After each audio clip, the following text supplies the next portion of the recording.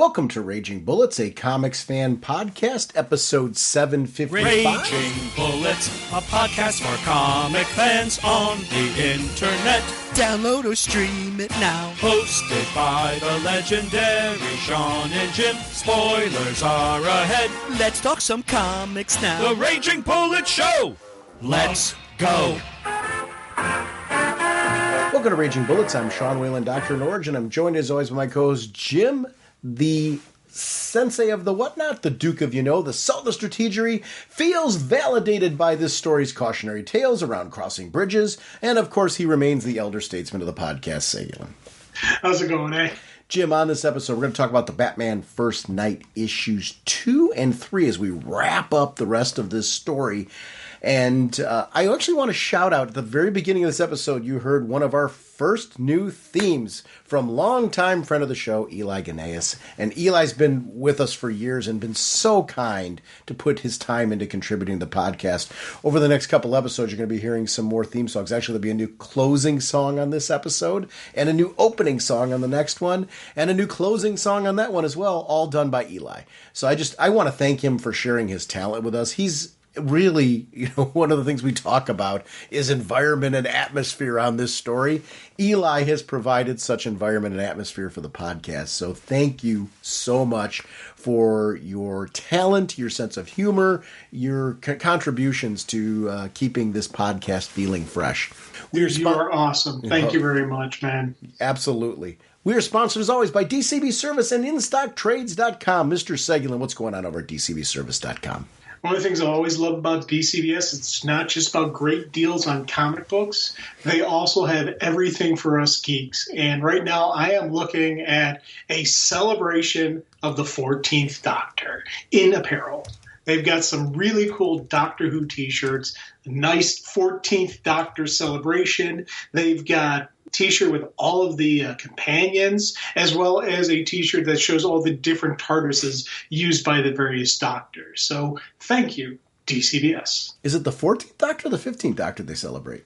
There's a celebration of the 14th Doctor. So is David Tennant? Yeah. Oh, wow. That's cool. David Tennant's going to be in Cleveland. That's why I'm asking the question. David Tennant is going to be in Cleveland at Fan Expo, Cleveland. He's coming in March. It's one of those pieces. The reason why for my question at all, actually, I'm intrigued by that. I love David Tennant. And with us having the 15th Doctor now, the one who's on television, I think it's very cool that we're still getting 14th Doctor merch. Yeah. Over at InStockTrades.com, we have their deals of the week. We have the Department of Truth trade paperback volume 5, $16.99 regularly, 50% off, only $8.49. We have Marvel The End, omnibus hardcover. There's 2 different variations on this one. $125 regularly, 46% off, only $67.50. And the Marvel 2-in-1 Epic Collection trade paperback volume 3. $44.99 regularly, 46% off, only $24.29. Did you read Marvel 2-in-1 at all? No, I didn't. So it was The Thing as a team-up book. It was it was like Marvel Team Up, but The Thing was the main character teaming up with other people, just what they did with Spider-Man. And it was so cool because, if you're a big fan of Ben Grimm, which I was growing up, it was always great to read that and get to see him interacting with just various characters in the Marvel Universe. I loved these books growing up, both Marvel Team Up and Marvel 2-in-1, just because that was my gateway to get to know characters that I didn't normally get to read otherwise. So definitely check that out. Mr. Seguin, what kind of a podcast are we? Raging Bullets is a spoiler podcast. We go in-depth into plotline, story twists, and whatnot of the comics we're discussing on today's show. So if you're having the books, you may want to come back later so you can better enjoy the show. Let's talk some Batman. Carter Hall, scientific genius from a far-off world, flies into action as Hawkman. Our conversation this episode is going to be on The Batman First Night, written by Dan Jurgens, art and cover by Mike Perkins, colors by Mike Spicer, letters by Simon Rowland. The editor is Matthew Levine. Chris Conroy is the executive editor. And apologies for any name butchery, because this has been an amazing series. I actually, in between our last recording and now, I read an article about this. It was an interview with both the writer and the artist talking about this project and how it came to be, the hopes that perhaps it would continue on, that they could do, and what it would look like in this world. Because this is a very different Gotham. It's a very grounded Gotham, and it was purposely that way. But what I really liked about it, speaking of Gotham, we always talk about Gotham being a character, and they referenced that actually in their conversation. And they said, Dan Jurgens was mentioning how in their conversations about this, they were talking about this as an environment. This idea of Gotham being an environment. And I really feel like this story benefits from the environment concept, because I feel like so much of this, with it being a Black Label book and just how detailed everything is, you really do feel like you are playing around in a very, very large environment. This world, because of the time placement of it, I feel like it's really fleshed out on a very different level. I just really, really enjoyed the article. And the idea that there is a potential that this could, there wasn't confirmation of, I want to be clear, it wasn't confirmation of another series, but at least the creative team having a desire doing that. And even talking about, what would there be a Robin in this world? And if so, what would that look like? And in compared to how we've seen Robin roll out.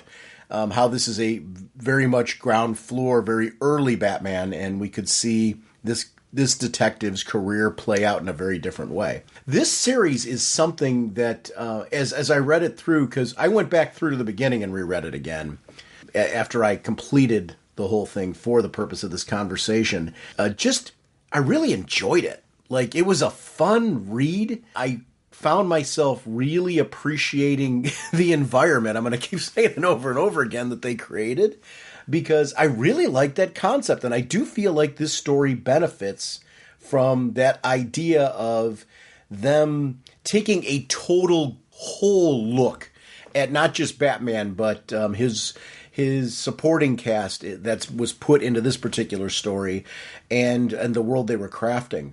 I really felt like I was being taken out of time. I like how grounded it is, because that was a deliberate piece they did here. This is a Batman that gets hurt. It's a Batman who his victories and his escapes are not clean. We see a Batman dealing with that aspect of his job in a way that I don't think we often see portrayed. And I really liked that this felt very much everything I love about Batman, but also poses and asks and answers some questions that we don't always get answered because of how Batman's become like so well trained and so polished. And even when we see earlier portrayals of him, it still is this guy that's traveled around the world and done all this training. This is a different Batman. I like the differences in all the right ways, if I'm making any sense at all. Oh, big time, dude. And it's funny because I didn't read that article, but it was one of those things where, like you, I did a nice read through. And once again, you're pulling up just where they're laying the groundwork for the next series and the series after that and the series after that. And I think that's something that I appreciated. How we've got the origin, we see the origin of the Joker. We see different people. Oh, that could be this version. This could be this version. That could be this version of this one. That could be this version of this one. And I love the fact that they threw that out there, but they didn't throw it out there at a sacrifice of the story. The main story they're telling, they're laying this out. And again, you could get very easily sidetracked by saying, look at this, what we can do. We're going to do this, we're going to do that. No, they kept focused. They kept on deliberate on what they're doing. But for the eagle-eyed people paying attention, you're like, hey, here's a little extra treat for you. And one of the other things, the fact that we've got a Bruce Wayne who really isn't the jet-setting billionaire playboy who's traveled all over the world, was trained by the elite of the elite, because that stuff wasn't happening in this time in the world. At this time in history, you didn't go overseas, to the Orient and get trained in their ancient arts. They wouldn't train an American, flat out. So he's got to learn his fighting skills from the American style fighting. He's got to learn his, breaking and entering skills from the local, thugs versus going over to France and learning from the world's greatest thief, So it's kind of neat to see, again, this true American based Batman. Yeah. And it's not because of anything against anybody else. It's just, this was what was going on at this time. This time in the world, you couldn't go over to Europe and you couldn't hang out in Europe because of the war that's going on and everything that's building that's, happening over there. And because of the Depression, because of, just technology not being readily available as it is now. So I loved seeing that they had to make little tweaks and modifications in who Batman is, but they kept him at his core being the great detective, being that person who prepares for everything. Because that's always the thing that, we laugh about the bat shark repellent, in the 66 series, but that is Batman preparing for everything. Mm-hmm. This Batman still is a preparer. He still is trying to be one step ahead of the criminal, still trying to prepare. And as one thing doesn't work, he's tweaking and modifying, and he's developing, it's bob and weave, improvise, adapt, overcome. I love just looking and thinking about this Batman and thinking off page on the different stuff he's doing. One of the things you're talking about here, though, and it's something when you take a look at the old serials, you take a look at some of the original radio work with Batman, you take a look at the original Batman Detective Comics stories, and then, to your point, the reimagining of the character for television when they brought in the shark repellent and some of the comedy stuff that was in there with it. It is a character that when you stick to the core concept, he is malleable. There's certain key tenets that you've got to have with Batman, but then you can really play around with reinventing the character and making the character relevant as long as you keep those base pieces in play. And it makes it interesting and intriguing. Absolute Batman. Let's use our conversation about that just as kind of a focal point on some of this, because when I read the first issue of it, I had walked in with certain expectations. And that's always a bad thing when you're starting something new, because I will say this, reading this, I think this had more in common with what I thought I was going to be getting with Absolute Batman than what I got. And I love Absolute Batman, by the way, so I want to be very, very clear. I'm saying that, but originally at first when I read the first issue of it, I liked it, but I didn't love it, which is shocking for me with Batman. Now, 4 issues in, I love Absolute Batman. I got it. I get what they're doing. I'm really enjoying the story. This, though, is kind of, I think, more of what I was thinking Absolute Batman was going to be, if it makes any sense, kind of in its core with what they're doing here. And I actually love that I'm getting both, if that makes sense. It's one of the great things about the amount of creative that is involved with Batman and gets to do these great things with this character. We get these kind of stories because we're also getting that Gotham by Gaslight Kryptonian age while this is going on, and we're able to get continuing adventures of Batman from the 89 movie, and yet we're getting this amazing, wonderful current continuity with Batman that is out there. So a lot of exploration of the character, but each one of them has its own unique take on the character and your own unique flavor. My gosh, if you're a Batman fan right now and you're bored, how? I'm having trouble keeping up in all the right ways, if I can say that, because I'm reading beyond Batman, in so many other, no pun intended, in so many other comics that I'm really, really digging, that Batman is my first love, and being able to come back and get this kind of quality. We left off last episode with the mayor being the target, right? He was in that vehicle, and we were seeing the attack. A nice armored transport. I tell you, I loved this sequence. Driving across the bridge, they're taking an armored transport, and they're like, "Oh, we should be safe." And even the mayor's nervous because he's seen those monsters in action, and I loved how they, again, great planning, great strategery on our villain. Mm-hmm. You come in with a plane, heavy machine guns, and then that's the initial opening salvo just to get it stopped, and then you hit the ground forces. For me, this right here, classic, strategy. You catch them on the bridge because they're trapped. Mm-hmm. You hit them with the airplane with the heavy machine gun, and then in comes, Johnny the Whip and his goons for even more heavy muscle. I love this. And again, it was one of those things I was like, you're sitting there going, okay, there's going to be a target. The opening sequence, you see the plane, you're like, oh, yes, there it comes. Do you feel validated by how this plays out? Because of the location, when you're taking a look at it, are you sitting there saying, of course you were attacked here, you fools. You shouldn't have been on that bridge to begin with. Of course. Dude, hey, right here, one of my fears is I'm driving it across a bridge and a biplane's going to come by and pepper my car with a machine gun fire. It's very logical. Wait, here's the thing. This plays out right now, and who is the brilliant one here? You. Yep. Mm-hmm. See, I avoided the bridge, he'd been fine. I really do like this monster men concept, and where they come from. These are criminals who are, basically put to the chair, and they're experimented on to become like superpowered thugs.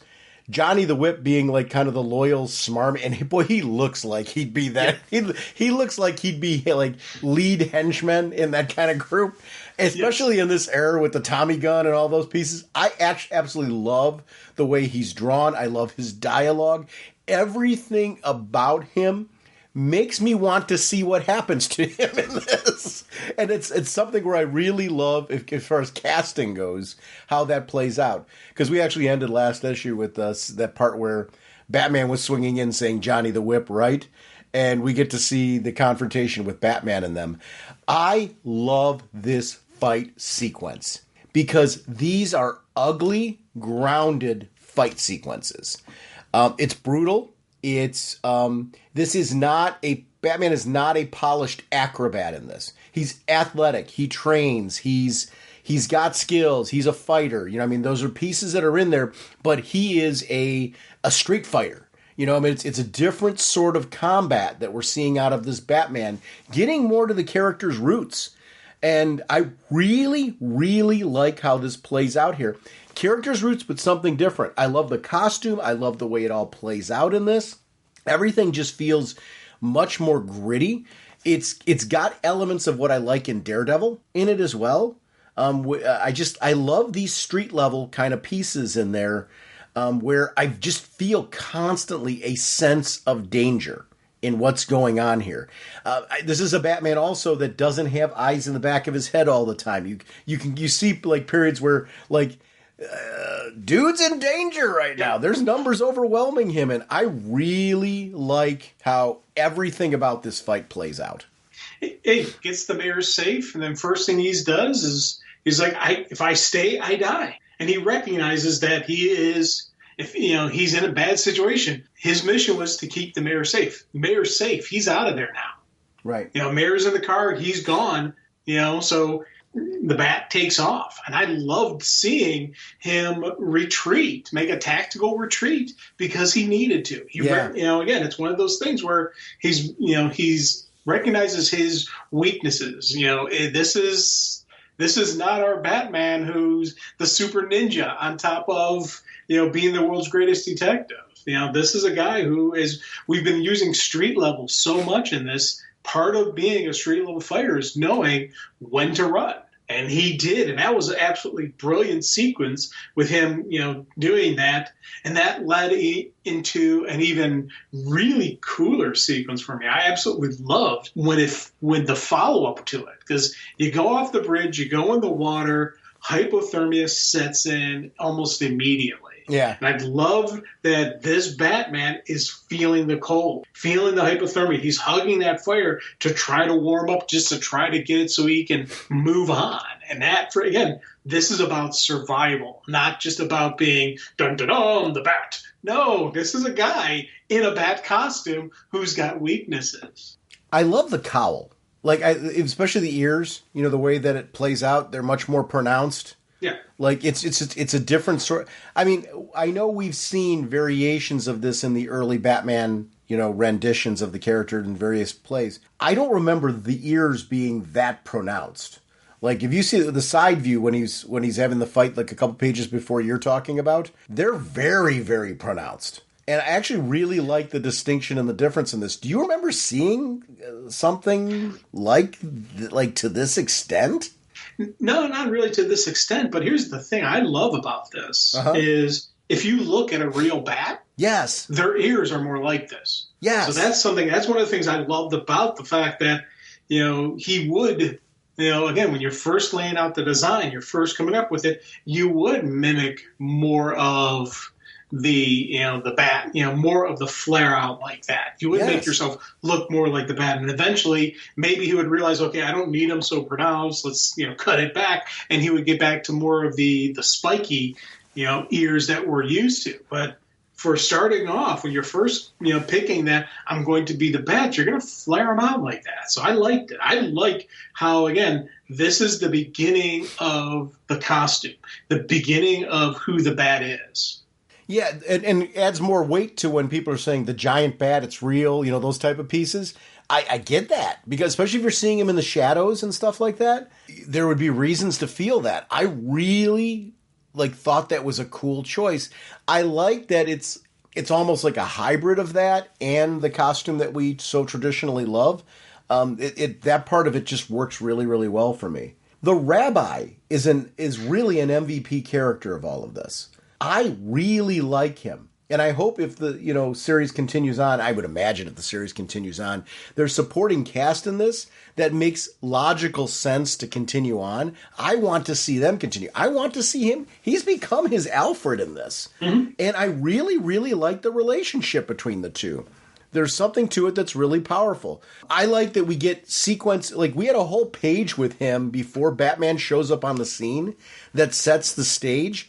And I am invested in the character. I wanted time with him before that. I mean, not that I want to see people assaulting him, but I mean, there's something about seeing the outplay where I care when, Bruce, come on, it's time. I need you on the scene. When you turn the page and you see Batman show up there, it is so perfect. And I like that Batman is, because of the fact that this is a grounded Batman, he has to go really violent on this. And I like the rabbi sitting there saying, hey, there's no reason to injure him, and Bruce is going to break bones, really make sure that these people are subdued. And the rabbi, because he's a holy man, is trying to maintain his own integrity. This is somebody who was just attacked by them. And I really like that the rabbi is somebody I believe in, where I'm sitting here okay, this is a holy man, a really true holy man. I not my religion. That's okay. I respect the holy man in this and the way that they've written him. I'm I could see being somebody that I would want to be friends with the rabbi. I would want to know this guy. I think there's something really cool about him, and I respect what he's all about. And I love that he's fully realized. This is something that I didn't expect that I wanted in a Batman book, but I sure do in this. It plays out really, really well. Oh, God, yeah. And I tell you, everything you're saying, I'm nodding my head along with you, especially the comments you say, this is a holy man. Yeah. I love it when religious characters, whether it's, I don't care what religion, okay, they're written to be a true religious figure. This right here is somebody who's dedicated their life to helping other people. And you can see it in just his simple actions. Last issue, they talked about how when he was brought up, they said, I can't think of what the guy's name, the guy who was running the brothel, was saying how, Maxie. Yeah, Maxie. Thank you. He was saying how, he doesn't even, how the rabbi doesn't swing by for freebies like the other religious people. And I love just how, again, it's that distinction of him, who he is. He's down in, the bad part of town helping people. When the bat's about to beat the crud out of those guys, he stops him from hurting them.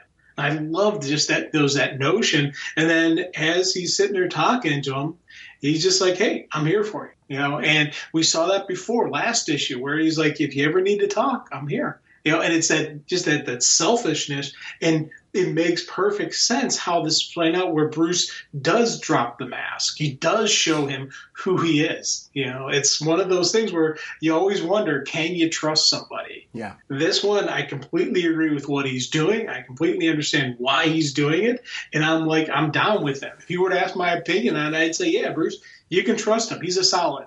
This is a solid guy. This is a good one. And again, this is his Alfred. This is his confidant, or his, Emily Tompkins, whichever one you want to go, whichever comparison you want to go with.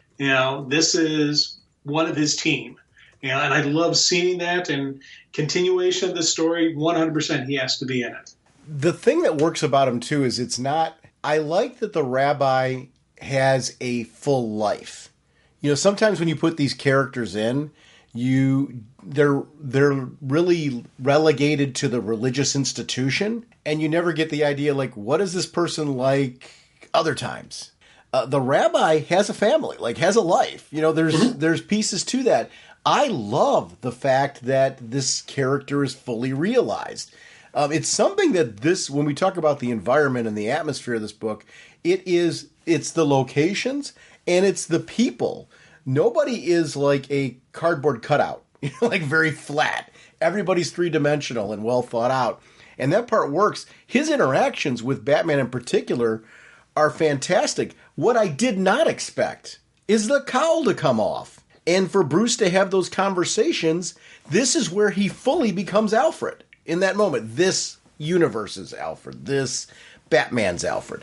I really dug everything about that choice because, at this point, Bruce needs a confidant. He needs that person to talk to. The rabbi's reaction and the conversations to it makes that relationship automatically different in all the right ways. It becomes a meter for this whole piece, and it was something that just really stood out for me. He also needs that person who's not a police officer, who is not... They need to be a check and balance, right?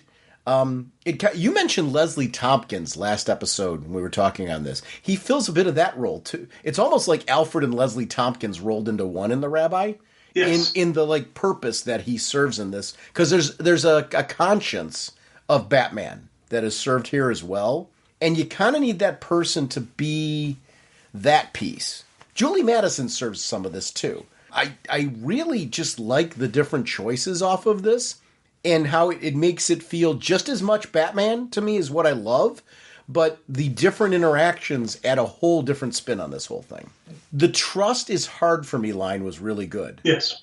Because, him really saying that you're different. Them having the conversation about faith. Do you consider yourself a man of faith? And I like that Bruce is like, I don't know. I really like that too. I like that this isn't automatically people make lifelong commitments to religion. That's something that you grow into over time. It's not a snap decision. You don't wake up tomorrow and decide that you're going to be a certain religion. It's a process that you go through. And I really like that in this case, this is the questions are being asked, the doors being opened to have that conversation. But whether Bruce is ready to accept or join or be a part of the faith, this man is still taking on his calling of being a model, a religious figure, of sharing what he believes and modeling what he believes in a way where it is having an impact on Batman. Whether Batman goes and becomes a holy man or a man of faith after this, it's not as important as what this man has given to Batman because he has that as a part of what he's doing. I dug that. I just thought it was so believable and so real. Pages of this in a Batman book where there are no fisticuffs here right now. He is helping to mold a piece of Batman here by, I really feel like filling the Alfred role here. In all the right ways. And they're doing again, one of the things, having this time period be the backdrop for all this. Yeah. With everything going on in Europe right now. Again, I love their comment on talking about just the unrestrained evil is frightening. Yeah. And when you're in situations where you're looking at the concept of a world war, you're looking at a concept of just some horrific actions happening. That's something that could very easily test someone's faith or weaken somebody's faith or prevent somebody from embracing a faith. A faith in a higher power when there's so much evil abound, so much corruption. Now, you look at Bruce, what he went through as a child. Very easily, if you go through something like that, that could very easily make somebody question whether a God exists. Yeah. That would allow this little boy to witness his parents being brutally murdered. And I love just how that kind of notions, that kind of stuff going through Bruce's head is one of the things that creates the bat, but also has the question and puts the doubt in the bat. Whether any of this is right, whether this is actually going to work, or whether, it's just all a fruitful endeavor. I do love the fact that, and the rabbis even recognizing, saying, hey, people need help, yet there is none. This is the kind of stuff. And again, it's that, reaffirming who the bat is, reaffirming to Bruce what he needs to do, how he needs to do it. And I love, again, this couple pages of them conversation was absolutely brilliant. And then you go into another. Wait, hold on. Before you go off of that, because there's some other pieces he's talking about there. I like that he recognizes people like Gordon are saying the right things, but he's basically saying, hey, the police force is corrupt. So much of his department is corrupt. Our leaders are people that I'm questioning. We're lucky to have you. Those willing to stand up to evil are hard to find. But I beg you to take care of yourself. Engaging in hand-to-hand battle and fisticuffs could, and this is Bruce with the no guns policy. It betrayed the most impactful moment of my life. This becomes something that is not firm yet, but is certainly something that Bruce is putting in there as a major point of all this. Oh, God, yeah. And I'll tell you, you think back to what is the code of the bat? No kill, no guns. 100% following that, 100% keeping that, but also you got to have the great detective. Yeah. And that's something this book has done a brilliant job with. Yes. I love, Bruce's interrogation, his investigation, and again, it's furthering the story, furthering the supporting characters. He goes to talk to Tilly, get some more information, get some more evidence, and Max, once again, is there saying, hey, no one grills my girls, not even you, without my permission, without me being there. And I love just these couple pages. Again, no physical action, but really good breaking down who the bat is, breaking down the detective, bringing out the evidence, figuring out who is, going on here. And we get that other extra piece of the puzzle of who Max is. Max Cross is not Cross. That's not his real name. And I love that we find out now that Max is also a Jewish. But again, like a lot of people in America at this time, and even some people present day, you got to hide who you are. You got to hide that fact, especially again this time of the year, this time in the world, and this time in America. It wasn't the best time to be known as being Jewish. So I love seeing him, how he had to protect himself, how he had to do this. And again, it's going to play out later on in the story. This was some really cool, great writing, showing us the detective, developing Mac's character, developing Tilly again. I love how the ladies are being written in this story. Wait. None of them are being written as just throwaway characters. They're all solid pieces of it. Max is a solid piece of this story.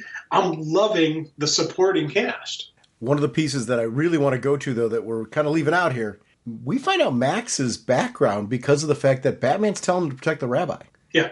Bruce is recognizing he can't be everywhere, that the more the situation's escalating, there's going to be a time where he's not going to be able to be there when the rabbi needs him. So he's trying to put some protection in place for the rabbi. And I love that he's telling Max, why do I got to be the one to do this? Well, because listen, I'm letting you continue to operate. And also, time out on top of that, I know what your background is.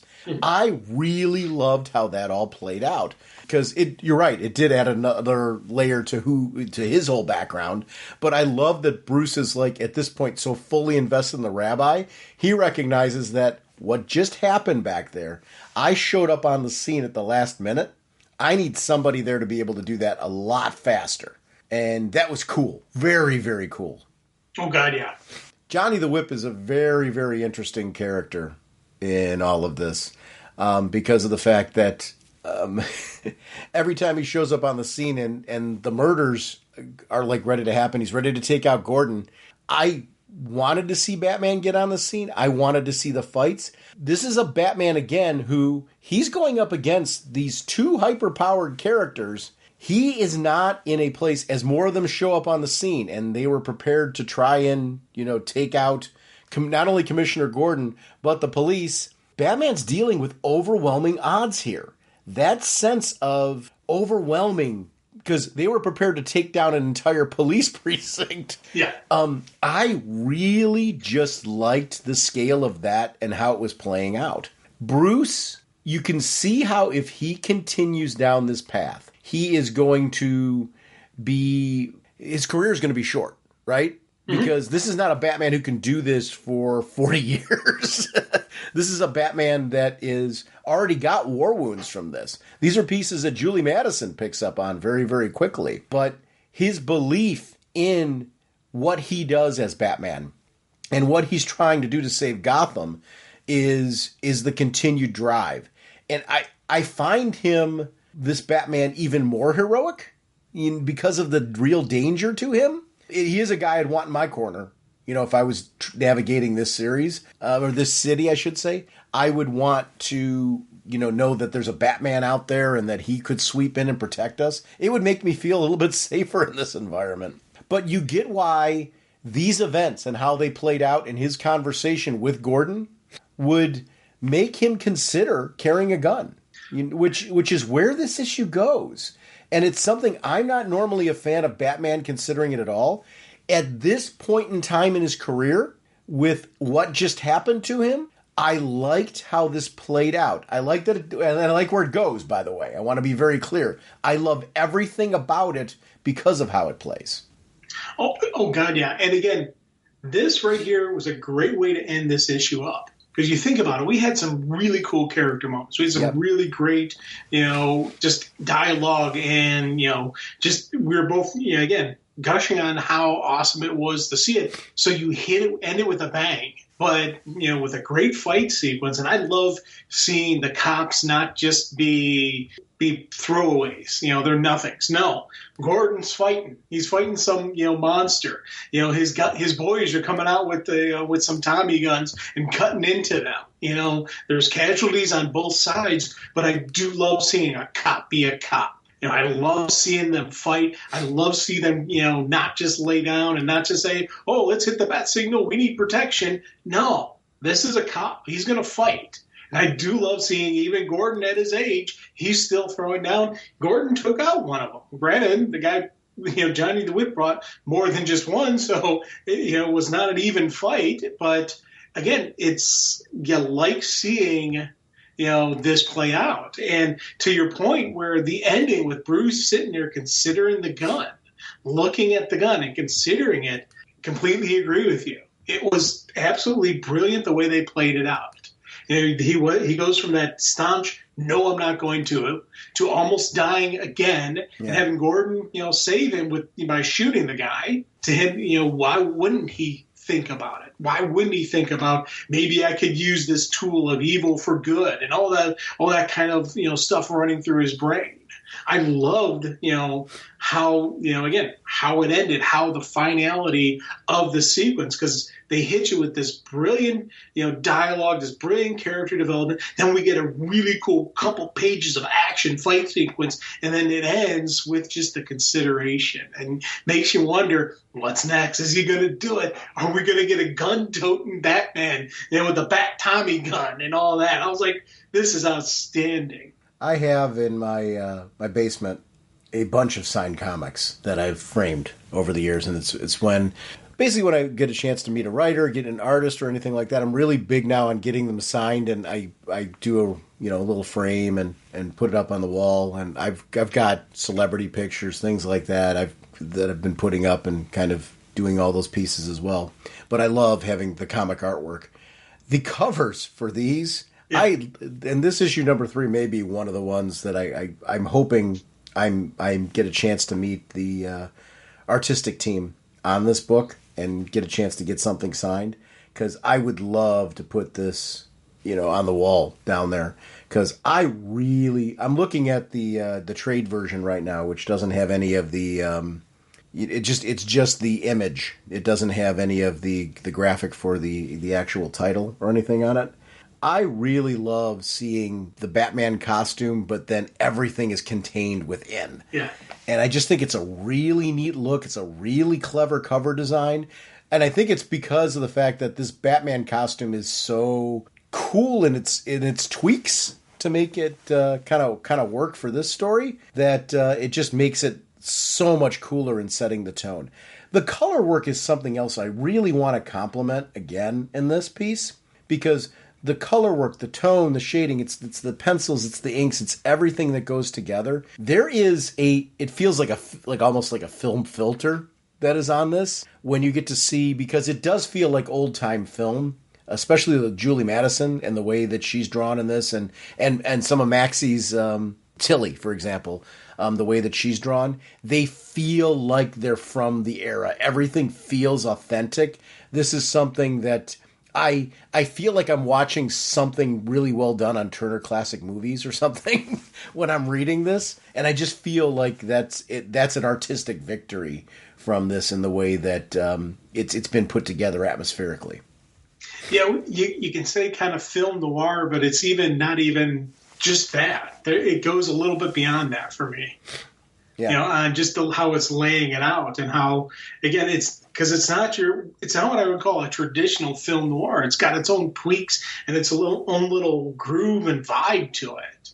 Yeah. Because again, you think about it, Gotham is a character, so Gotham's got to have some energy to it. The people inside have to have their own little energies. I love every time we deal with the voice in the box. I love how they're drawing the voice, how they're dealing with even the goons sitting around talking to him, trying to figure out, what do we do now? What's up? Got to call the voice, got to talk to the voice. Johnny the Whip said, if anything happens to him, get on the box. I love just how they laying this out, and knowing who it is now, you can see some of the framework, but while this was going on, before the big swerve, I had no idea it was him, and they did a brilliant job with it. Going back, you can see it now, but as it's initially unfolding, you don't see it, No. And again, it's absolutely, brilliant artwork.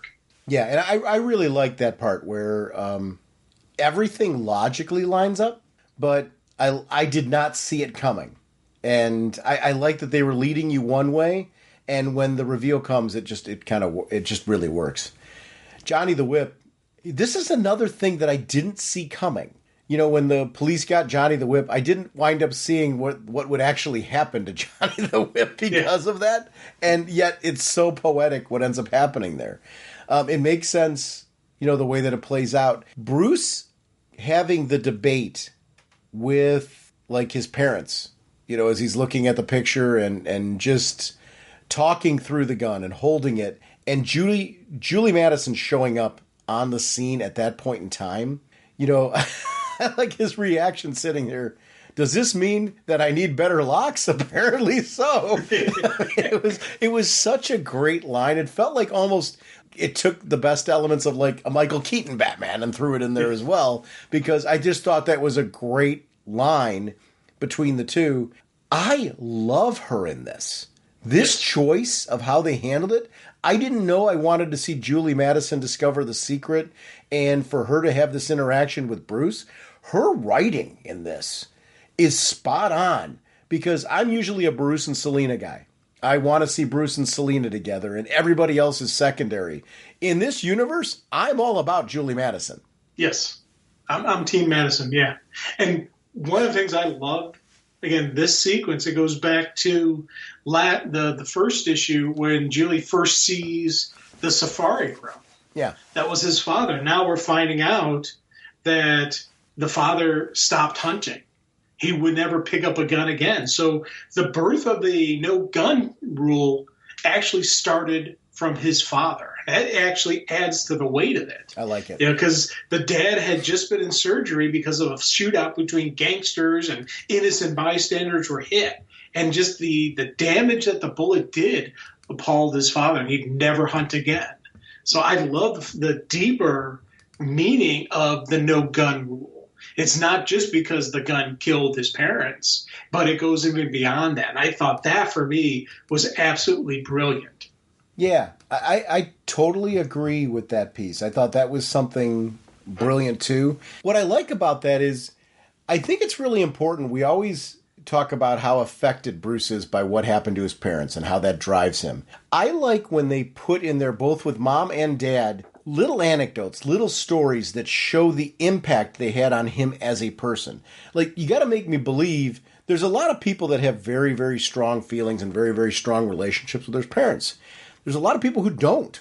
And it really has to do with the impact of the parent. You know, what was that parent actually to that child? I really like when we have stories that show that he had a strong relationship with Dad. Dad had a strong impact on him. And there's a certain part of his code that comes from the dad. We get that from Alfred a lot of times in the comic pieces as well, but you got to keep going back to there was the parents beforehand, and this is a kid who was devastated by their loss. Why was he devastated? It wasn't just the trauma of seeing a couple people gunned down. It was the trauma of these were people who were special to him, who had an impact on him, an impact that could last a lifetime. That's something that really stands out when you do those moments like that and go, oh, wow, this is a kid who dad had an impact on him. Dad was raising him. Dad was explaining things to him. They had that level of relationship, and that part was cool. Oh, God, yeah. And once again, another female character that's just powerfully written, standing toe-to-toe. You know, she gets over the shock of seeing that he's the Batman and is able to keep her head and continue on. It's, you know, it would be difficult for anybody to handle this, sudden knowledge. And, and you'd be stymied.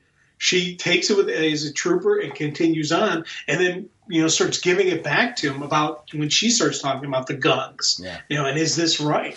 Killing just because the city's corrupt, you going out and killing the gangsters. Are you any better? That kind of mindset. And I loved seeing, again, a strong, powerful woman who is standing up to the bat. And again, these are the pieces he needs in his life. He needs this person telling him this, just like he needs the rabbi, telling him this stuff. This is, again, we're building the foundation for a longer-term Batman. Yeah. I like that there are people that are around his age range, too, if that makes sense. These are people that are his peers. They aren't, not everybody's a parental figure. You know what I mean? There's something to be said for having those relationships. His relationship with Gordon, his relationship with the rabbi, his relationship with Julie Madison. These are all pieces that play into who he is as a person. He speaks up highly for Gordon, but his men can go too far. It's an interesting sort of piece. Her drawing and her expressions, they convey so much emotion, but every angle looks classic beauty. You know what I mean? Yes. And there's something to be said for that in the way that it plays out. I'm a big fan of old-time films. I love that this just feels like that. Everything has a sense of motion, a sense of classic quality to it. And you get how through these multiple pages that he's cracking down and realizing that I think I got a real thing for this girl. And you get why it's from the mutual respect that they're going there. I like that she's not just a yes Bruce kind of person. Yeah. But she's also not this overbearing beating him down. It's hard conversation, but it's conversation. And that was a very, very strong choice in all this. Now, it cracked me up, when she's looking the next morning, when she's looking for him. And just little bits of her going through, you see the guns all gone. She's sees the lights going on in the garage. And it's like, I love for the line, I hope you're alone, not looking to give a gardener a thrill. They didn't need to have that in there, but it made me chuckle. And it's one of those things where a really cool writer can do that. They can put a little bit of brevity in a moment, and it doesn't take away anything. Especially add this to the power of the page flip, because when you flip the page... Did you mean levity? Yeah. You said brevity. You know what I mean. Tomato, go with it. No, actually, I'm sorry. And my only reason for clarifying, I was partially being a putz, I'll admit that. But the reason for clarifying, I actually think you're really onto something there, because I think a good writer does that. And again, it adds this sense of this is a larger environment. We know Bruce struggles to take care of the home. There would be a gardener, potentially over there. And I like how she's still feeling out, like, what does this place work like? Because if there is a gardener, when and how does Bruce interact with the gardener and keep this stuff secret? So it led me to all kinds of questions in all the right ways. You get why Bruce lives alone and things are not as kept up as other places. So I guess I'm going back and saying, do you think there is a gardener? No, I don't think there is. Yeah. Bruce is all alone on here. And again, this is, the next series, maybe we'll get the cave. So he can have a gardener. So he can have a butler. So he can have somebody taking care of the Bruce Wayne side of things. And he just have to sneak it around. Or who knows? I don't know how they'll play it out. But I did love the fact that when she goes into the garage there's a dead body there. And Bruce is just doing an autopsy. And again, he tries to a little bit of levity on this, and it still doesn't. Yeah, there's still some serious stuff going on there that, this is, kind of on the crazy side here, And I love the fact that she is acknowledging that she's trying to stay calm while he performs some weird autopsy. Okay. I love the fact that it's not just like, oh, okay, whatever. No, there is actually going to be a reaction. There's going to be a reaction from her. There's Bruce who's trying to keep things going, but again, he's got to focus on the task at hand. I'm going to say something I never thought I'd say in a Batman book. I love that there's not a cave. Yeah. I love that there's this shed, or the garage, whatever we want to call it, and that this space is put together because of the medical books from his dad, and he's using this as his lab, and it adds. I love that his solution for a cave is to keep people out. Yeah, and to just understand, like, he's staying afloat at living a normal life, is the best that he possibly can.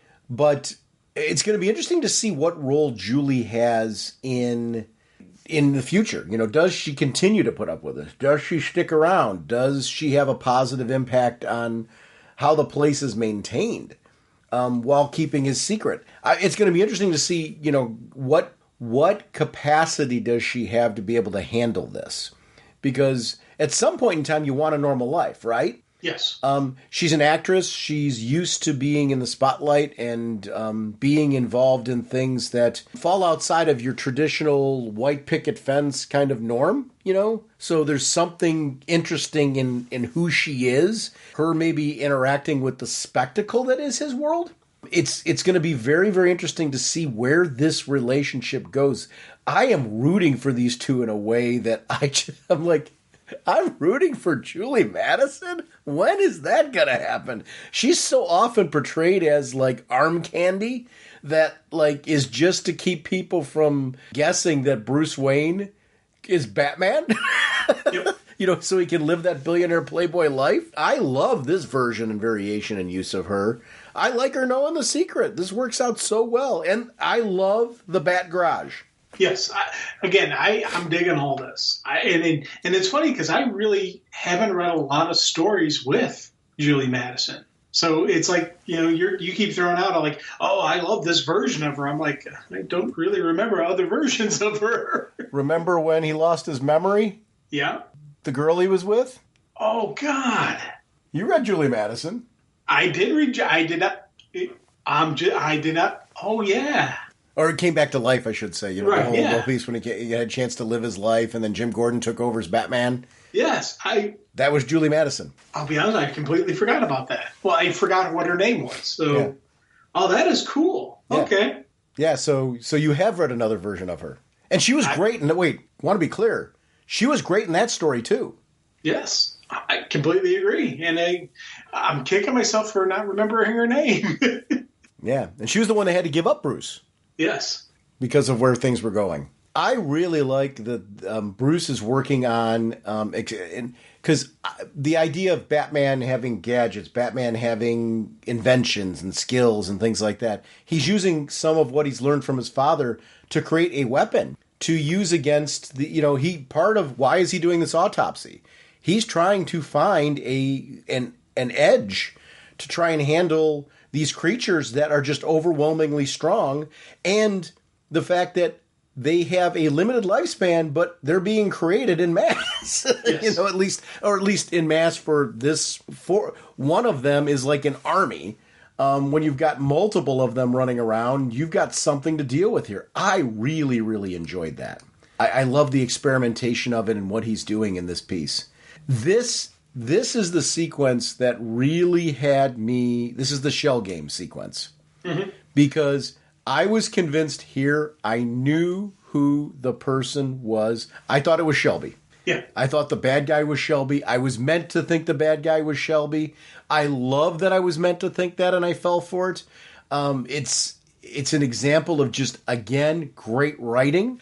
And I love that I was like, of course, when the reveal came, because this was so cool. The interactions between Shelby and Gordon just kind of kept adding to the whole piece here. I like as they're analyzing this whole piece, and we've got Johnny the Whip, kind of under lock and key. Bruce shows up on the scene. We got some people who clearly don't want him there because they're trying to control the environment. And Gordon's recognizing the ally that Bruce is. And when they're trying to shove Bruce out, I like that Bruce is like, hey, I'm here for a meeting about a donation. I mean, such a swagger to who Bruce Wayne is. The look, the way he navigates, the pipe even, just added to the whole mystique. He's another mask that we get to see of Bruce. And he's there for... The best scene was when he's getting into the elevator, and as the door's shutting, the eyes.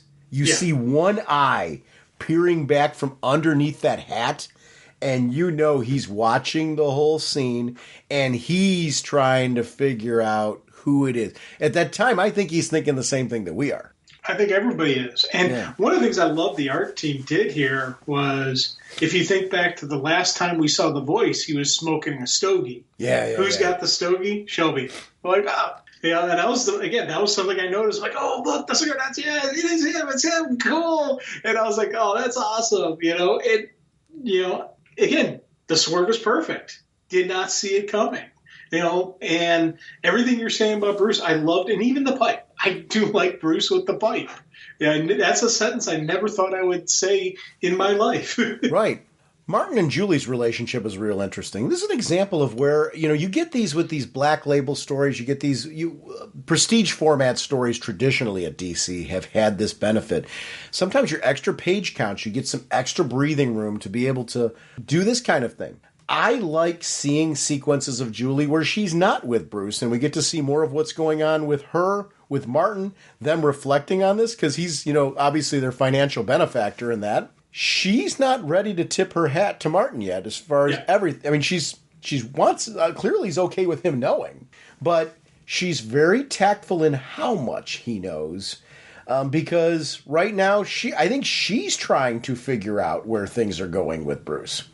But Martin is basically saying, hey, you're kind of my cloak in all of this. We've got this relationship going right now that if you're heading off with him, I kind of need to have a very public breakup so that way I can save face and move on to the next thing or what this looks like. So that way it's me breaking up with you, not the other way around. I like that Julie's like, we can kind of keep things going for right now because she's clearly in a place where she's trying to figure out what this looks like with Bruce. Everything makes so much sense. Well, it's also her loyalty to him. He's helped her out so much. She's his beard. She's protecting him because he's gay and doesn't want, again, in this time period, you couldn't be that way in Hollywood. Yeah. Flat out. So he needs to have the female. He needs to have everyone talking about his, love affair he's got going on with his co-star. So for him to find somebody else, it would have to be very public. It would have to be something big. That way it can show, oh, he's on the prowl again, ladies. I love this. And again, also shows her character, who she is. She's got her friends back. 100%. It's like, hey, I'm not going to leave you high and dry. I got you. But again, as you said, she is still trying to figure out who she is, where she is, what they are. So much of this is what I really enjoyed in Batman Begins. The relationship with Gordon, the fact that he gets the gas over to Gordon and explains what it is and how the gas is going to help with those creatures. There's an immediate trust with Gordon. And that trust has only just been reinforced over time with the two of them. He recognizes you're a good cop. You need an edge, and I need help in order to make this happen. And these early sequences of him disappearing and how it feels just slightly different, and how it goes. I really, really loved that.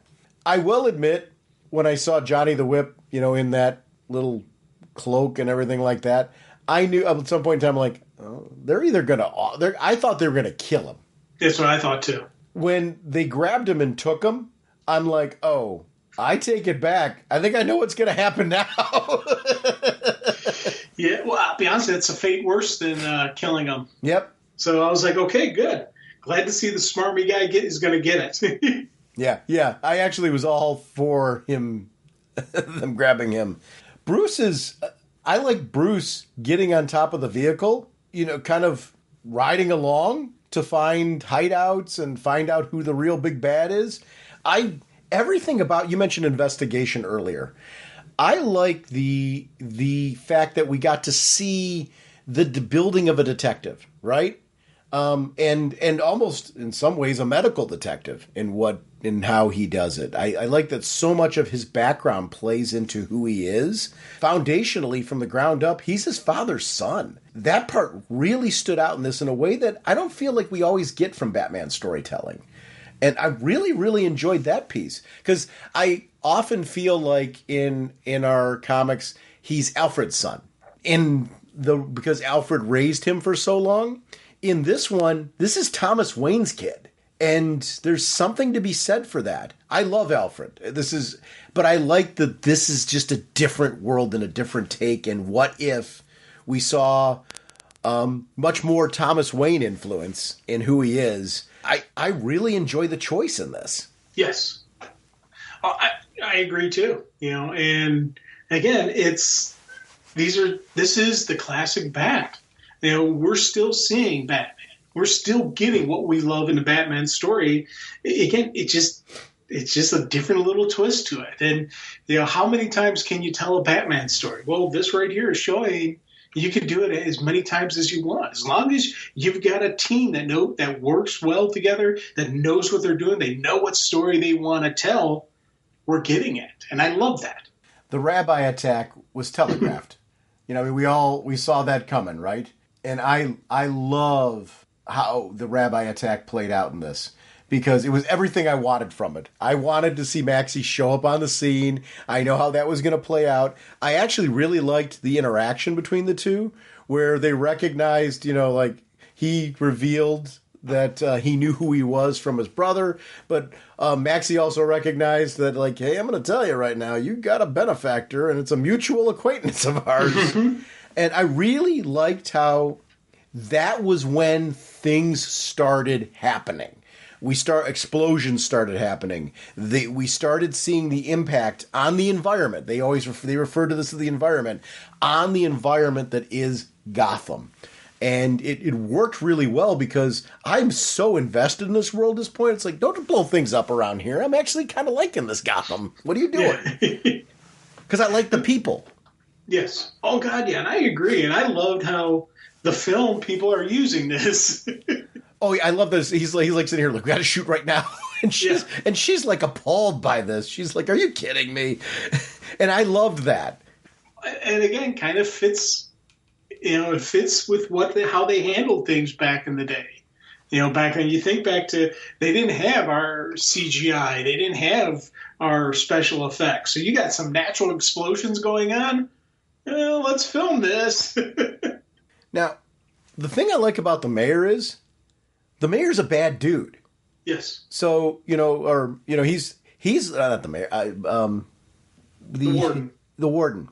The warden's a bad dude because he's ready to become mayor. He wants to become mayor, and he wants to use this as a political move of his own. But he doesn't realize that his little lackey that he thinks is actually the one behind the scenes.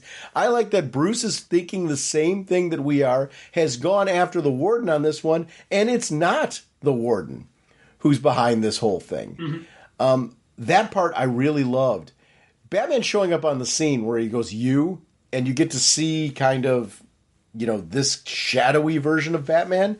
It really does add to the idea of him looking like a giant bat.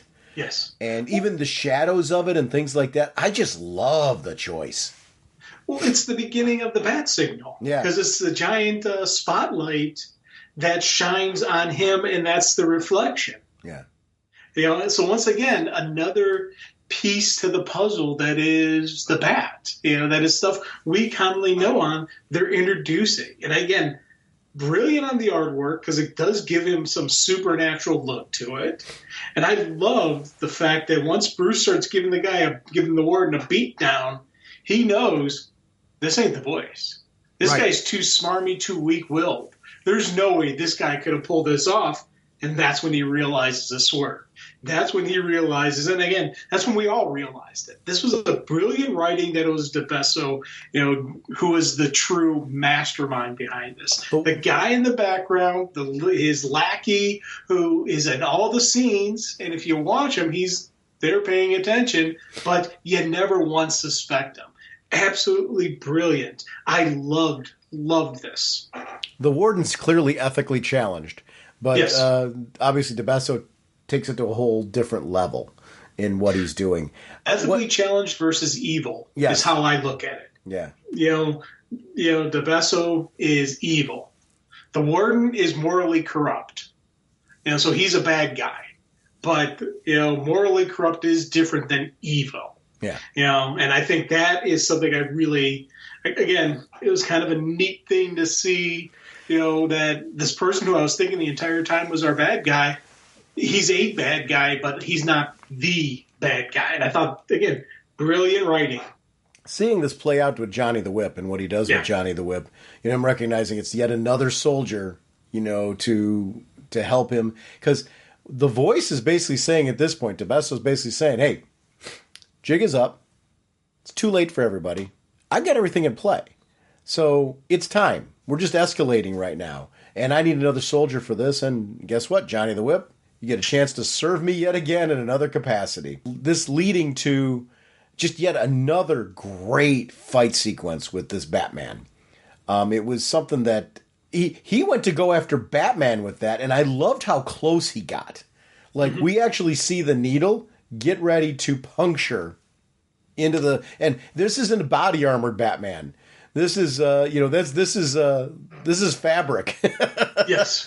I really loved the sense of danger and the narrow escapes of all of that really stood out in all of this.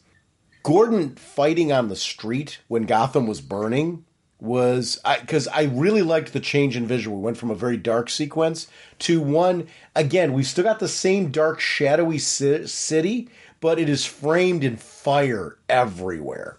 We've got more of these creatures being on the scene and Gordon being the first one to use the gas that Bruce had thrown out there and us getting to see the after effects of it. That was so awesome. The gift from an angel. An angel in black. Yeah. All right. And again, I loved seeing the cops do the protect and serve stuff. Yes. They're trying to get people to safety. Gordon's got the gas and he's spraying it and it's working. So he's like, all right, let's rock and roll. It's you got to have the supporting characters doing everything, doing part of the fight. They got to be a part of it, or they're just extra add-ons. Here, all these characters mean something, and it's something time and time again. All of these people are stepping up. I love it. I love when Batman during the fight, he's almost choked out, right? Yeah. And he narrowly escapes by using the gas himself to get past him.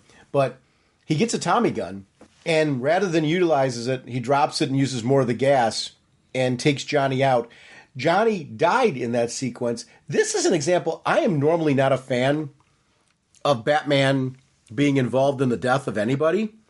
In the case of Johnny, his rationalization, this, sorry, Johnny, but I did you a favor, made for a faster death than you would have had otherwise. Because Johnny was a ticking time bomb. Yeah. And Bruce knew that. I loved everything about that. It's one of those rare times where I'm like, oh, I'm okay with Batman doing it in this case because he's not murdering a man. It's a man who's a ticking time bomb. It's a mercy. You know? And again, it's the mercy, mercy killing, but they're already dead. Yeah. This isn't killing a person. This is kind of like putting down a zombie. Yeah. So, yeah. Yeah, that part completely worked for me. I actually liked seeing Maxie and the Rabbi working together to try and help the city. Yeah. There was something about seeing the two of them work together.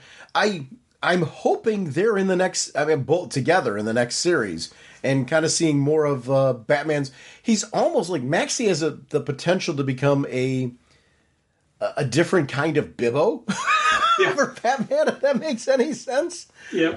Just using a Superman, character. But there was something that I really just enjoyed about that whole thing. Batman and a biplane was something I didn't know that I needed on my list to check off. Batman in a biplane totally worked for me. I do like that he lets the plane crash. Yeah, well, and again, there's no way it's the technology. There's no way he could have really handled it but it does cause a lot of damage and probably furthers the fire. Yeah. The part totally made sense. Seeing Martin and Julie and her reaction, because she knows who this is. Yeah. And like her little lines in there, she says so much to us as the reader by saying so little to everybody else. We know what she means, they don't. I loved her dialogue in all of this because it was the writer doing a little wink and a nod to us. Yeah. Because nobody that she's with would be able to recognize like what her one-liners actually mean. We do, though. And I love that we're in on the humor that she's got in all of this, the very smart humor that she's got. That was some really good dialogue moments. It's a miracle that he didn't get hurt, and she's like one of many. One of many, and yeah. we're like, oh yeah, she knows. I do love again. Also, they're like he flew right out of the plane, adding to the supernaturalness of who is the Bat. No human could have survived that. He must be supernatural. I love that. Yeah. The continued fight when we're going on in the end, where it's DeBesso. Is it DeBesso? Do I have that right? I think so, The DeBesso. voice. I've been saying DeBesso. Yeah, DeBesso. DeBesso and Batman having the final fisticuffs there, I thought was something that was really, really great. It was poetic justice to see the end result for DeBesso to be that his poison wound up being, how he went as well. Yeah. Well, and again, also, I liked how Bruce is like, he doesn't want him to die. Yeah. He wants him to get the chair. He wants him to get his own punishment. Yeah. And it's not, like when he took out the whip, that was a mercy. This was, again, as he's trying to stab him with it, Bruce is protecting himself and he lands and falls down on it. And that's the end of him, It was interesting when they were talking to Gordon after all this about the giant bat. Yeah. The Gazette readers want to know what all this means for Gotham. Tell them the city's safe. Gotham's defenders and one of the most unique men I've ever encountered made sure we still stand strong, as we always have and always will. I thought that was just such a cool, like, I almost hear like Danny Elfman music or something playing in the background along with this. I just thought it was something that added again to atmosphere. It wouldn't have been a appropriate ending to the story though if he didn't. I like that. Don't get me wrong. I love his relationship with Julie Madison. Him ending up with the rabbi and having the final conversation with the rabbi was absolutely the right way to end this. Kind of setting the stage for where Batman goes from here. And there was something that I thought just ended this really, really strong. Made me want to see where he's swinging off to next and what the next story is going to be. I mean, this is how you do a miniseries and introduce an Elseworlds concept. Not all of these kick into sequels. Not all of them have to. The best ones are the ones where whether they wind up, because look at Gotham by Gaslight, for example, right? It took quite some time before we got any form of follow-up to that. I don't know that when you were originally reading it, I wasn't thinking to myself, I was thinking at the end, I would love more of this, but you're not thinking you're going to get it because like you're on to the next Elseworlds concept, right? In this one, I almost immediately at the end, because I think we're much more open now to having multiple Batman universes that kind of continue on and do some cool things. This has got to continue. I need round 2 of this. I hope so. And again, I love Gotham by Gaslight, but this one to me seems like it laid more of a groundwork for the next issue, for the next, story arc within this universe. And again, I think that part of it is because of we are more comfortable nowadays with these Elseworld multiple part stories being told. Whereas back in the day, it was just hey, here's a really cool story. Enjoy it. Oh, cool. Nice. You didn't think, we're going to get part 2, part 3, etc. It was a different concept. Yeah, exactly. Back in the day, they wrote Gotham by Gaslight to be what it was. And it was brilliant. Everything about Gotham by Gaslight worked. It was, put together this done in one Batman story that, sets off in a very, very different time. So I thought, it's this era that we're in right now. We're more used to the we have these other Batman universes that have continued on. I'd like this to be one of them. I hope we get it from this. This was a fun one. Great recommendation. This is where our listeners rock, because this was a recommendation. Here's the thing. I didn't need the recommendation to read this story. It's Batman. I'm all in. But what it is it became a recommendation for us to do on this. And I'm really glad that we got that recommendation, because I don't know that this story, and it would have been a tragedy, I don't know that this story would have wound up here. And this is one I want to shout out. Amen. Hope this craft can withstand this powerful force. I would like to remind everyone about our show voicemail line. It's 1-440-388-4434 or Dr. Norge on Skype. RagingBullets@gmail.com is our email address. You prefer to contact us that way. RagingBullets.com is our show website. It feeds into our Facebook fan page. It feeds into X/Twitter, whatever you want to call it, as a way to find out what's going on with show episodes. We are proud to be part of a great Facebook group community. That's where there's always articles being posted, news, topics, conversations, and commentary posted there by all the great people that post there. You also can comment on our episodes. Any comments you got about anything we've recorded, and you want to questions, thoughts, feedback, we love hearing from you. The About Us section of our show website is where you can find out information on how to connect to us on social media, gaming platforms. Bi-weekly, you'll hear me on Is It Jaws, where I'm co-host with Paul Spataro as we do movie reviews, and urge you to check that out if you're interested in movie reviews at all. We are sponsored, as always, by DCB Service and InStockTrades.com. Mr. Segulin, what is going on over at DCBService.com? We have a Doctor Who celebration in apparel right now. Really cool shirt for the 14th Doctor. Neat listing of the different companions for every Doctor Who companion, and a really cool shirt that shows all of the different TARDISes that we've seen throughout the Doctor Who series. So thank you, DCBS. Over at InStockTrades.com, once again, those deals of the week. The Department of Truth Trade Paperback, Volume 5, $16.99, regularly 50% off, only $8.49. Two different versions of Marvel The End Omnibus, $125 regularly, 46%, only $67.50. And, of course, Marvel 2-in-1 Epic Collection Trade Paperback Volume 3, $44.99 regularly, 46% off, only $24.29. I want to thank DCB Service and InStockTrades.com for continuing to support our show. Our next episode, we're going to be at something big. We're actually going to talk about the maxi series that kicked all of this off, Marvel Superhero Secret Wars. We will see you then. When Sean and Jim decided long ago to do a weekly comic book podcast show, they started slowly, then grew strong. To listen now, you can't go wrong. The Raging Bullets Comics Podcast Show.